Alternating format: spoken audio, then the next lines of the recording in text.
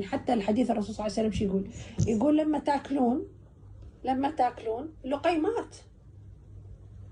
المعدة لازم فيها 3 أثلاث، ثلث لطعامك وثلث للشراب وثلث للنفس. ما راح يبقى حتى للنفس، ما في لازم هواء.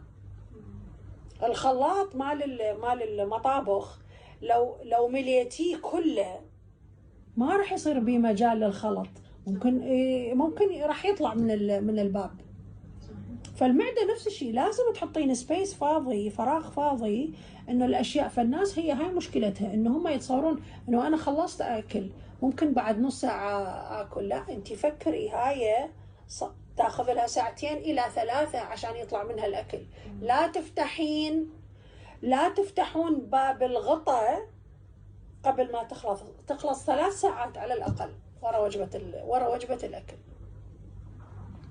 3 ساعات ورا وجبة الأكل احتمال أقدر أكل حاجة جديدة، احتمال. فإحنا اللي وقعنا السناكات، اللي إحنا ما نتوقف عن المضغ،